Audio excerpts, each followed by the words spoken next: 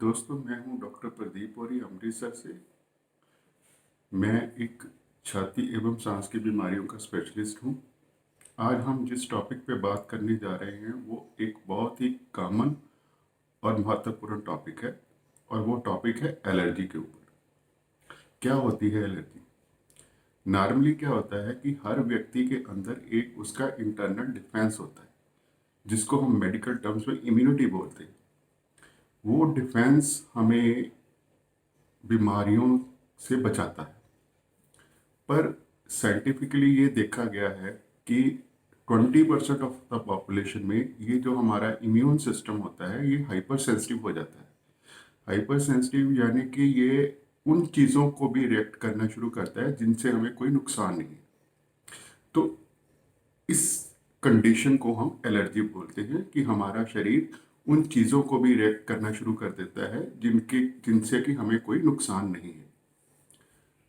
अब इस एलर्जी में सबसे ज़्यादा जो कॉमन बीमारी है उसको हम बोलते हैं एलर्जिक राइनाइटिस, यानी कि नाक और गले की एलर्जी। क्या होता है ये एलर्जिक राइनाइटिस? देखिए, एलर्जिक राइनाइटिस हम बोलते हैं कि हमारा जो इम्यून सिस्टम है वो हवा में नॉर्मल चीज़ों के अगेंस्ट भी रिएक्टिव हो जाता है। नॉर्मल चीज़ें कैसे होती हैं? जैसे पोलन्स हैं। पोलन्स हम बोलते हैं हवा में हमारे दरख्तों के या फूलों के जो बुर हो जाते हैं उसको पोलन्स बोलते हैं। फिर उसके अलावा हाउस डस्ट माइट है, इंसेक्ट्स हैं। इंसेक्ट्स में हमें मॉस्किटो आ जाते हैं, कॉकरोचेस आ जाते हैं। उसके अलावा मोल्ड्स हैं जिसको हम काई बोलते हैं, फंगस बोलते हैं। और इसके अलावा कुछ पेट्स होते हैं जैसे डॉग्स या कैट्स हो गए। इनसे हमें हमारा शरीर जो है वो रिएक्ट करना शुरू कर देता है। अब इसमें मुख्य सिम्टम्स क्या होते हैं? मरीज को इसमें सबसे ज़्यादा नेजल सिम्टम्स होते हैं, जिसमें कि पानी की तरह नाक बहता है, बहुत ज़्यादा छींकें आती है, नाक बंद रहता है, उसकी जो सेंस ऑफ स्मेल है और टेस्ट है वो कम होनी शुरू हो जाती है और कई बार बिल्कुल ख़त्म भी हो जाती है। इसके अलावा आंखों में खारिश होती है, आंखों में जलन होती है, गले में खिंच खिंच रहती है। तो ये मुख्य सिम्टम्स है एलर्जिक राइनाइटिस के। अब इसके कारणों के ऊपर चलते हैं। क्या है मुख्य कारण इस बीमारी के? उसमें सबसे ऊपर आता है house dust might. House dust might एक कीड़ा होता है जो कि बिल्कुल माइक्रोस्कोप से हमें नज़र आता है, आंखों से नज़र नहीं आता। और ये जो कीड़ा होता है वो हमारे bed sheets, pillow cover, mattresses, इनमें मिलियंस के अमाउंट में पाया जाता है।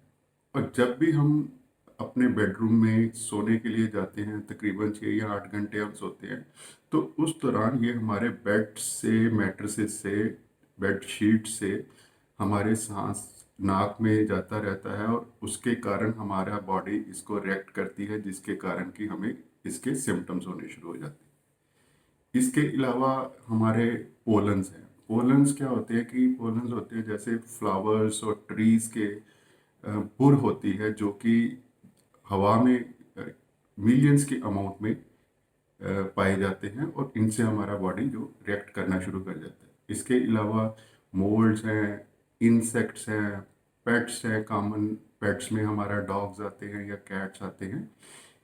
इनसे हमें मुख्य कारणों में ये एलर्जी होती है। अब तीसरा हम बात करेंगे इसको डायग्नोस कैसे करना है। तो दोस्तों, इसको डायग्नोस करने के लिए सबसे ज़रूरी है history of the patient. History of patient में क्या होता है कि मरीज खुद बताता है कि मुझे इन महीनों में प्रॉब्लम होती है। जैसे कि आप समझे कि चेंज इन वेदर में मार्च से लेकर अप्रैल मई तक या सितंबर अक्टूबर में जब मौसम तब्दील होता है तो उसको ये सिम्टम्स होने शुरू हो जाते हैं। और ये क्लियर कट उसको पता होता है कि अब मुझे इन महीनों में ये प्रॉब्लम शुरू हो जाएगी। सेकंड, इसको क्या है कि हम कुछ मेडिकल टेस्ट होते हैं जिसको हम नेजल प्रोवोकेशन टेस्ट करते हैं, उससे भी हम इस बीमारी का पता चला सकते हैं। परंतु सबसे इम्पोर्टेंट टेस्ट जो है वो है एलर्जी टेस्ट। क्या होता है एलर्जी टेस्ट? एलर्जी टेस्ट में पहले तो ये दो तरीकों से होता है। नंबर एक होता है स्किन प्रिक टेस्ट और दूसरा होता है ब्लड के थ्रू। इन दोनों में से जो सबसे बेहतर और कारगर है वो है स्किन प्रिक टेस्ट, जो कि एक गोल्ड स्टैंडर्ड माना जाता है एलर्जी को के कारणों का पता लगाने के लिए। क्या होता है इस टेस्ट में, हम हिस्ट्री के मुताबिक जो सस्पेक्टेड कारण होते हैं उनको बहुत माइन्यूट अमाउंट में स्किन पे लगा के देखते हैं और फिर उसके अगेंस्ट हमारी बॉडी की रिएक्शन को मेजर करते हैं। तो हमें इससे पता चल जाता है कि इन कारणों के कारण हमें प्रॉब्लम हो रही है। ये एलर्जी टेस्ट खुद पेशेंट को डॉक्टर से परामर्श करने के बाद भी कराना चाहिए। मैंने देखा है कि जैसे हम पेपर में एडवर्टाइजमेंट्स पढ़ते हैं एलर्जी टेस्ट, और हम बिना सोचे उसको कराने के लिए चले जाते हैं, परंतु जब तक आपका डायग्नोसिस एलर्जी का नहीं बनता तब तक आपको टेस्ट कराने से कोई फायदा होने वाला नहीं। सबसे पहले डॉक्टर से परामर्श लेके हिस्ट्री के अकॉर्डिंगली वो सिलेक्ट करेगा कि किन चीज़ों के अगेंस्ट आपका आपने टेस्ट करना है, और उसके अगेंस्ट टेस्ट करने पर ही आपको फायदा होगा। अब हम बात करते हैं इसको मैनेज करने की, कैसे हम इस बीमारी को मैनेज करते हैं। तो उसमें सबसे पहला आता है अवॉइडेंस ऑफ एलर्जी, यानी कि जिन चीज़ों से, जिन कारणों के कारण हमें एलर्जी हो रही है उन कारणों को अवॉइड करना। फॉर एग्जांपल, अगर हमें house dust might say allergy है तो हम क्या कर सकते हैं, नंबर वन, अपना जो हमारा बेडरूम है उसमें हम बिल्कुल कारपेट्स या मैट्रेसेस और या जो जो बोर वाले फर वाले क्लोथ्स होते हैं उनको ना रखें, क्योंकि उनके ऊपर माइट्स ज़्यादा मात्रा में पनपती है। इसके अलावा हम बेड शीट्स को, पिल्लो कवर्स को हॉट वाटर में हफ्ते में एक बार ज़रूर धो के उसको सुखाएं, ताकि जो quantity of house dust might है वो कम हो। इसके अलावा मार्केट में ऐसे पिल्लो कवर्स भी मिलते हैं जो कि हाउस डस्ट माइट प्रूफ होते हैं कि इनसे हाउस डस्ट माइट क्रॉस नहीं कर पाती। इसके अलावा जो बाकी कारण हैं, जैसे कोई पेट्स है, डॉग्स है, कैट्स है, उनको अपने घर पे ना रखें।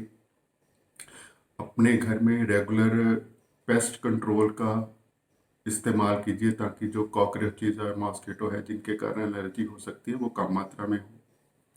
So after avoidance of allergen, second point आता है मेडिकेशन। दोस्तों, मेडिकेशन जो होती है वो कुछ टेबलेट्स की फॉर्म में होती है, कुछ नाक में डालने वाली दवाइयाँ होती है, जो मैं आपको रिकमेंड करूँगा कि आप डॉक्टर के परामर्श के बाद ही लीजिए, क्योंकि इन मेडिकेशंस के साइड इफ़ेक्ट्स भी होते हैं और वो आपको विदाउट डॉक्टर कंसल्टेशन नहीं लेनी चाहिए। तीसरा इलाज आता है जिसको हम बोलते हैं, जो लेटेस्ट है, इसको बोलते हैं इम्यूनोथेरेपी। क्या होता है ये इलाज? अब ये साइंस कहती है कि इम्यूनोथेरेपी से आप अपनी एलर्जी को जड़ से ख़त्म कर सकते हैं। ये एक लेटेस्ट अब टेक्निक आई है, जिसकी वजह से जो पहले हमारे मिथ होता था कि एलर्जी तो जाती नहीं है, ठीक नहीं हो सकती, अब इस टेक्निक से हम एलर्जी को जड़ से भी ख़त्म कर सकते हैं। क्या होता है ये टेक्निक?